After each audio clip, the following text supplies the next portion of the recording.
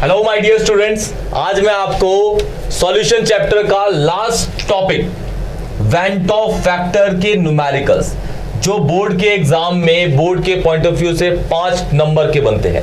कितने? 5 नंबर के important questions है। कॉलिगेटिव और वेंट फैक्टर के न्यूमेरिकल्स इसमें कंबाइन हो रखे हैं।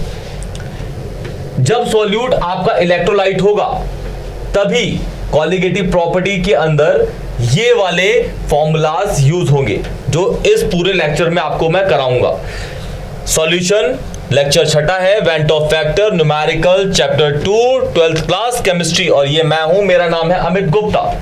स्टार्ट करते हैं वेंट फैक्टर के न्यूमेरिकल्स। इसमें पढ़ने से पहले आपको थोड़ा पीछे जाना पड़ेगा 11th क्लास में इक्विलिब्रियम कांस्टेंट पे, क्योंकि यहां पे इक्विलिब्रियम कांस्टेंट को रिलेट कर रखा है। इक्विलिब्रियम कांस्टेंट को रिलेट कर रखा है। इक्विलिब्रियम कांस्टेंट का एक फॉर्मूला था Ka, equilibrium constant with respect to acid is equal to C alpha square. इस फॉर्मूले को मैं ड्राइव करके भी दिखाऊंगा आपको, और इसको फिर मैं न्यूमेरिकल्स में यूज कराऊंगा।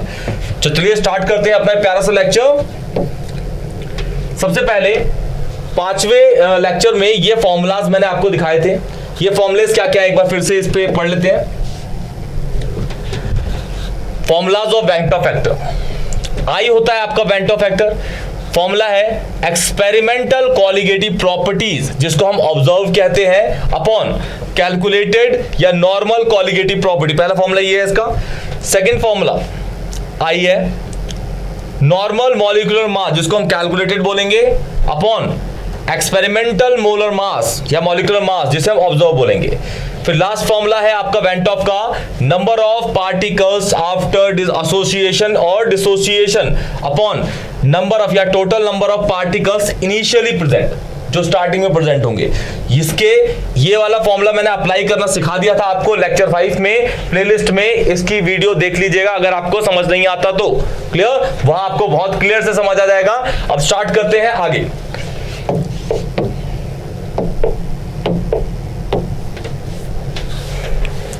ये है रिलेशनशिप ऑफ इक्विलिब्रियम कांस्टेंट, किसके अंदर, और उसका नाम इक्विलिब्रियम कांस्टेंट का दूसरा नाम डिसोसिएशन कांस्टेंट भी कहा जाता है।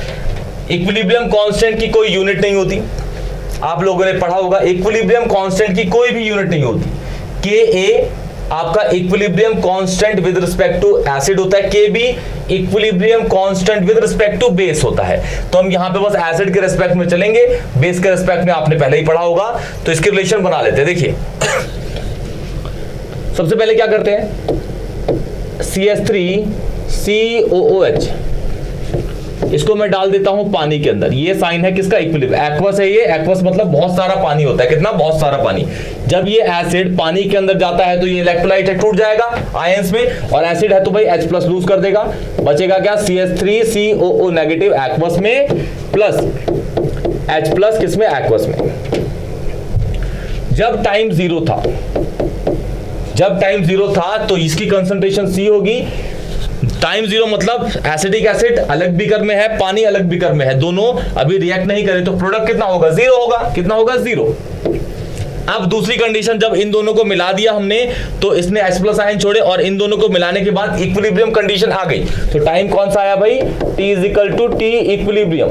उस टाइम पे जो इसकी इनिशियल कंसंट्रेशन थी वो C थी। इसमें से इसका कुछ पार्ट, क्योंकि CH3COOH आपका वीक इलेक्ट्रोलाइट है, तो ये पूरा का पूरा 100% डिसोशिएट नहीं होगा, तो इसका कुछ पार्ट जाएगा यहाँ पे।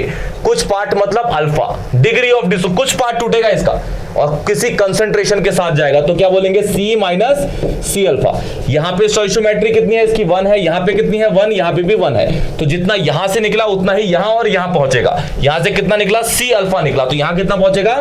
C alpha. यहां भी कितना निकले? यहां पहुंचेगा C अल्फा। अब यहां लगाते हैं हम, ये वाली कंडीशन हमारी इक्विलिब्रियम पे चल रही है, और ऊपर वाली जो चल रही है वो इनिशियल पे। तो इनिशियल वाली पे हमें ध्यान देना ही नहीं है, हमें करना है किस पे? इक्विलिब्रियम पे काम। तो यहां पे लगाते हैं according to the law of chemical equilibrium.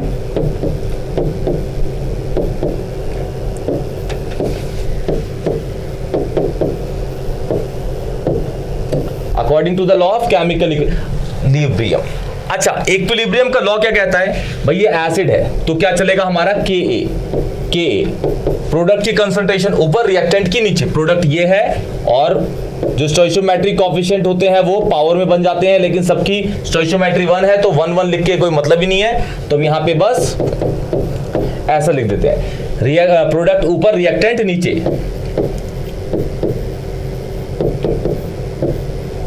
ठीक है, अब इक्विलिब्रियम ये चल रहा है इक्विलिब्रियम, तो इक्विलिब्रियम पे सारी कंसंट्रेशन इसकी ये है, इसकी ये है, इसकी ये है, हम पुट कर देते हैं इसके अंदर। तो CH3COO नेगेटिव क्या है इक्विलिब्रियम पे, ये वाला पार्ट है, तो ये क्या C अल्फा। H प्लस की क्या है, ये है, इसकी क्या है भाई, इसका ये वाला पोर्शन है, तो C माइनस C अल्फा किसके इक्वल है, आगे देखिए Ka is equal to C square alpha square हो गया, इसमें से मैंने C कॉमन ले लिया तो 1 माइनस अल्फा हो गया, क्या हो गया, अब ये C कट गए यहाँ पे, तो Ka हो गया हमारा C alpha square 1 minus alpha. अब यहाँ पे एक नोट लिखा जाता है, अगर अल्फा 5 या 5% से कम होता है, एनसीईआरटी का पॉइंट है ये, एनसीईआरटी का, इफ ये 11th में था, इफ अल्फा इज इक्वल और less than 5%, then 1 minus alpha is लगभग 1। अगर अल्फा जो है 5% या 5% से कम होता है तो 1 minus alpha is approximately equal to the 1, तो हम मान लेंगे कि 1 माइनस अल्फा इज लगभग किसके, 1 के, तो ये वाला पार्ट क्या हो जाएगा, 1 हो जाएगा, तो Ka आपका क्या हो जाएगा, C अल्फा स्क्वायर। इस फॉर्मूले को याद रखिएगा, और C यहां पे क्या होगा, कंसंट्रेशन यहां पे आपका मोलैरिटी या फिर मोलैलिटी कुछ भी हो सकता है, मोलैरिटी या फिर मोलैलिटी कुछ भी हो सकता है, क्लियर। तो इसको नोट कर लीजिए ध्यान से, इसको मैं आगे अब अप्लाई करूंगा इस वाले फॉर्मूले को, Ka is equal to C alpha square, Ka is equal to C alpha square, इसको इसमें इस्तेमाल करूंगा। तो बढ़ते हैं आगे न्यूमेरिकल्स की ओर, ध्यान से देखिए।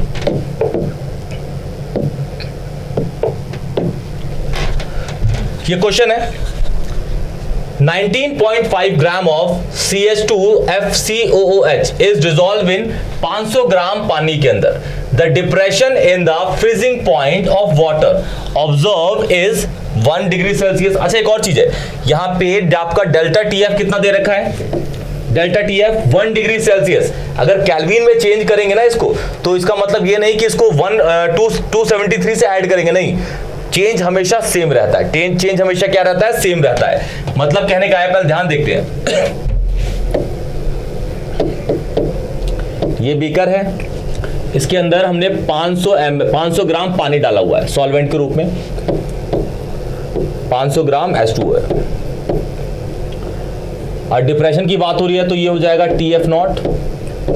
इसमें हमने 19.5 ग्राम ऑफ ये वाला सॉल्यूट डाला, CH2FCOOH, तो हमारा क्या बन गया, CH2FCOOH प्लस पानी। अमाउंट दोनों का पता है, ये आपका पूरा सॉल्यूशन बन चुका है, तो इसका जो फ्रीजिंग पॉइंट होगा TF होगा। इन दोनों के बीच में जो डिफरेंस होगा वो डेल्टा TF है, और डेल्टा TF की वैल्यू यहाँ पे देख लीजिए 1 डिग्री सेल्सियस है, जो कि केल्विन में भी 1 केल्विन ही होगी, इसको याद रखिएगा। केल्विन में भी 1 केल्विन ही होगी, चेंज नहीं होगी, केल्विन में भी 1 केल्विन होगी, ठीक है। फिर बोला क्या है, कैलकुलेट वेंट ऑफ फैक्टर, आपको निकालना है I। यहां जो निकालना है वो लिख देते हैं, I निकालना है पहला, चलो चेंज कर देते हैं, क्या निकालना है, I निकालना है। दूसरा डिसोसिएशन कांस्टेंट, मतलब आपको निकालना है Ka, इक्विलिब्रियम कांस्टेंट निकालना है, जैसे मैंने बताया था। ये दोनों चीजें निकालनी है आपको, ये दोनों चीजें। तो फॉर्मूला आपको पता ही है, इलेक्ट्रोलाइट के लिए है तो डेल्टा TF का formula, delta TF is equal to I KF, और ये हो जाएगा molality WB upon MB into 100 WA, किसके अंदर, ग्राम के अंदर। ये है आपका सॉल्यूट का गिवन मास, सॉल्यूट का मोलर मास, सॉल्वेंट का गिवन मास। इससे आपका ये मोलैलिटी पूरा का पूरा है, ये वाला पोर्शन इज मोलैलिटी। क्या है, मोलैलिटी, क्या है, मोलैलिटी। अच्छा, इसके अंदर आपको KF की वैल्यू नहीं दे रखी, तो KF या पानी है तो KF होगा 1.86। KF की वैल्यू हमेशा आपको गिवन दी जाएगी वैसे बोर्ड के एग्जाम में 1.86 केल्विन केजी पर मोल, केल्विन केजी पर मोल। पानी के लिए ये कांस्टेंट होता है, बोर्ड के अंदर आपको दी जाएगी, ऐसा नहीं है कि नहीं दी जाएगी। बोर्ड के अंदर सारे कांस्टेंट्स आपको दिए जाते हैं, बोर्ड के अंदर सारे के सारे कांस्टेंट्स आपको गिवन दिए जाएंगे, ठीक है। अब देखिए मेरे को ये पता है, ये पता है, ये पता है, गिवन मास पता है सॉल्यूट का, ये रहा। इसका मोलर मास दे रखा है, देखिए मोलर मास सॉल्यूट का कितना दे रखा है, ये सॉल्वेंट का मास पता है, तो भाई मेरा निकल गया आई यहां से। देखिए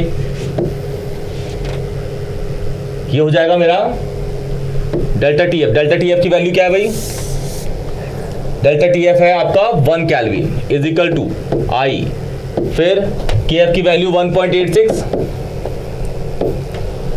given mass solute 19.5 upon 78 into 100 upon 500, cut गया ये 4, ये कट गया, यहाँ 2 हो गया। इसको काटेंगे तो यहां पहले आई निकाल लेते हैं। आई हो जाएगा यहां भाई, आई की value 2 upon 1.86 is equal to i, ये हो गया आपका आई। अब आई मैं यहां कैलकुलेट करता हूं,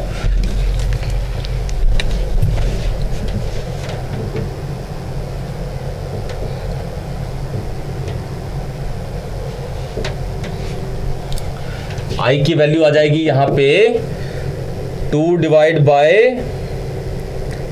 1.86 1.07, ये आपका वेंटो फैक्टर आ गया। तो पहला वाला तो कैलकुलेट हो गया, वेंटो फैक्टर निकल गया। दूसरा हमें निकालना क्या है, KA। अब KA निकालना है तो हमें पता है KA का फॉर्मूला होता है C अल्फा स्क्वायर, और C तो हमारा ये है, ये हमारा मोलालिटी है, ये हमारा मोलालिटी है, ठीक है। मोलालिटी तो मैं यहीं से निकाल दूंगा। अगर इस वाले पोर्शन को देखेंगे, इस वाले पोर्शन को, तो ये आ जाता है 1/2, मतलब जो हमारी मोलालिटी है, मोलालिटी मतलब C जो कंसंट्रेशन है वो हमारा कितना आ गया, 0.5 मोलर, 0.5 मोलर। कितना आ गया, 0.5 मोलर, कितना 0.5 मोलर आ गया। अब मुझे KA निकालने के लिए अल्फा चाहिए, और अल्फा के लिए मुझे हेल्प कौन करेगा, I। कौन करेगा, I। तो देखिए वो बिफोर और आफ्टर वाला फॉर्मूला लगाएंगे इसके अंदर, और उसको I को कैलकुलेट कर देंगे। ये हमारा है CH2F जो सॉल्यूट दे रखा है, COOH, या पानी डाला हमने तो ये हो गया CH2F COO negative plus H plus aqueous में। ये है बिफोर, ये है बिफोर, और ये है आफ्टर। ये 1 था, 0 0, ये हो जाएगा 1 माइनस अल्फा अल्फा अल्फा। तो आपका आई का जो वैल्यू है वो आफ्टर वाला अपॉन बिफोर, ये आफ्टर वाला सारा एक साथ आएगा, फिर बिफोर वाला एक साथ आएगा। तो आफ्टर कौन कौन सा है, 1 माइनस अल्फा प्लस अल्फा, तो ये कट गया, और ये 1 प्लस 0, तो आई इज इक्वल टू हो गया 1 प्लस अल्फा, 1 प्लस अल्फा। इसको नोट कर लीजिए ध्यान से, इसको नोट कर लीजिए ध्यान से, फिर मैं ये वाला पोर्शन मिटाना स्टार्ट करता हूँ, ठीक है। इसको ध्यान से नोट कर लीजिए, तो मैं उधर अब लिखूंगा क्योंकि यहाँ पे जगह हो गई है खत्म।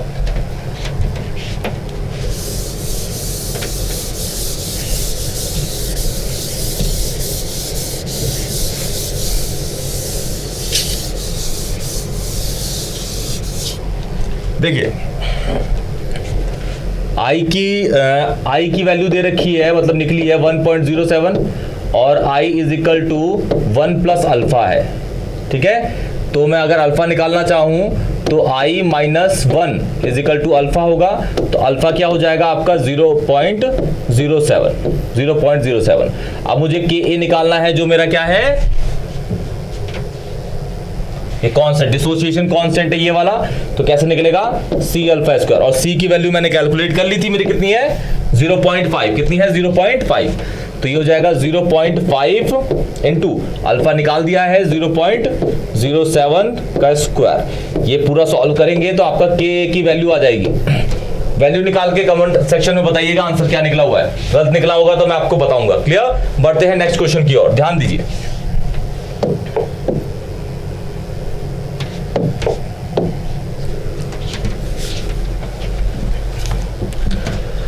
2 grams of benzoic acid dissolve in 25 gram of benzene. अच्छा यहाँ पे एक और चीज है, ये बेंजोइक एसिड है, आपका फॉर्मूला दे रखा है, ये वाला है, ये फॉर्मूला है बेंजोइक एसिड का, ये डिसॉल्व किया है बेंजीन के अंदर।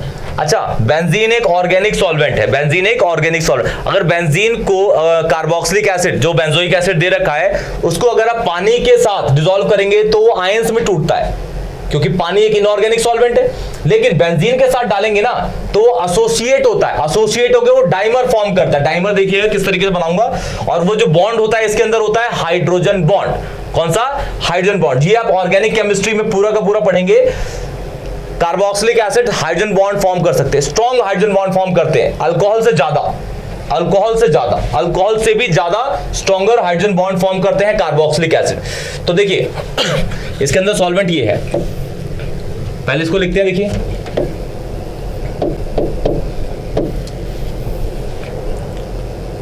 ये है आपके पास 25 ग्राम बेंजीन, C6H6 होता है बेंजीन। ये दे रखा है डेल्टा TF नॉट प्योर है, इसके अंदर डाला 2 ग्राम C6H5COOH, तो हमारा बन गया भाई सॉल्यूशन बन गया। सॉल्यूशन एसोसिएट होगा लेकिन डिसोसिएट, आयंस में नहीं टूटेगा, जुड़ जाएगा, 2 मोल बेंजोइक एसिड जुड़ जाएंगे।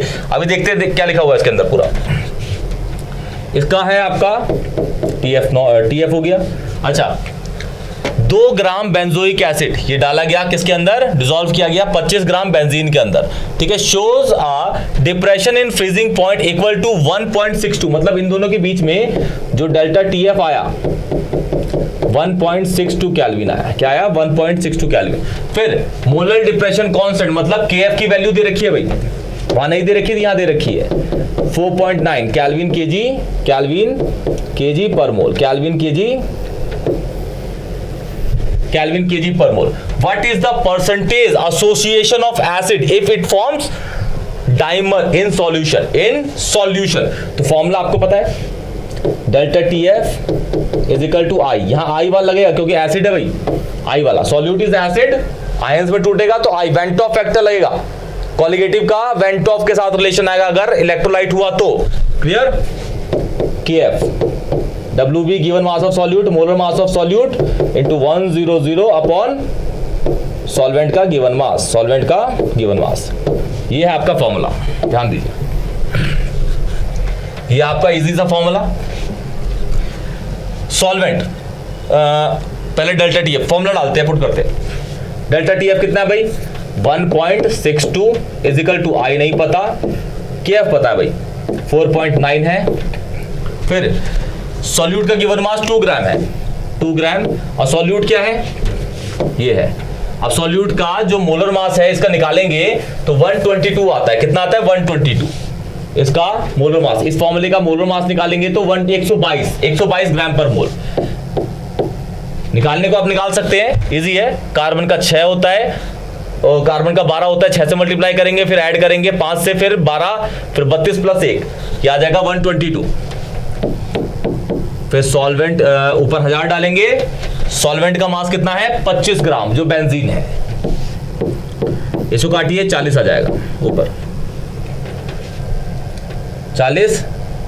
फिर आई निकालना है हमें तो 1.62 into 122 is equal to I 4.9 into 2 into 40। यहां सॉल्व कर देते हैं, आई निकल जाएगा। आई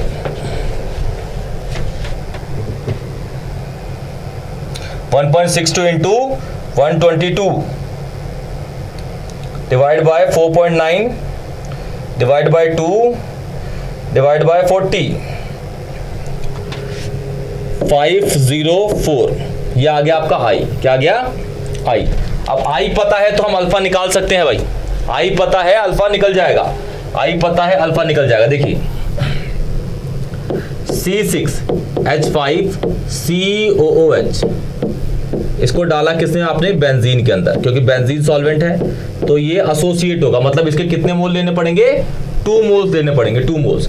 तो ये बन जाएगा C6H5COOH का twice before dissociation, A for after dissociation. Before ये कितना था 1, ये कितना होगा 0 क्योंकि ये दोनों मिले थे तो ये 1 था। अब इसमें से 1 माइनस अल्फा निकला तो ये 2 मोल है, ये 1 मोल है, मतलब जितना यहां से निकलेगा उसका आधा आएगा यहाँ पे, तो ये अल्फा बाय 2 कितना आएगा, alpha by 2, alpha by 2, alpha by 2। अब यहाँ पे हम फॉर्मूला यूज करते हैं बिफोर आफ्टर वाला, उसके बाद आप निकाल लीजिएगा I is equal to after ऊपर होगा 1 minus alpha plus alpha by 2 upon 1। इसे करेंगे तो 1 माइनस अल्फा बाय 2, तो फॉर्मूला आ गया आपका I is equal to 1 minus alpha by 2।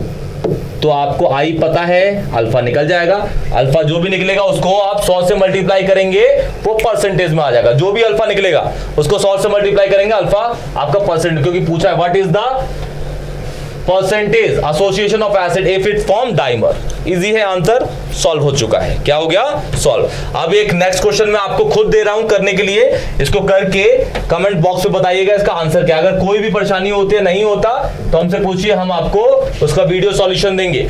Clear. Question मैं आपको दिखाता हूं, ये क्वेश्चन है,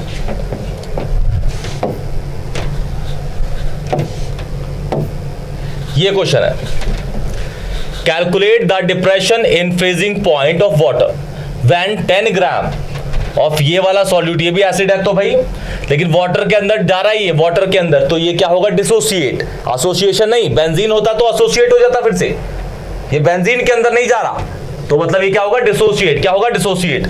इज एडेड, कितने के अंदर डाला गया, सॉल्वेंट। सॉल्वेंट कितना दे रखा है आपको, 250 ग्राम। इसका स्ट्रक्चर बोलते हैं तो स्ट्रक्चर बना देता हूं मैं।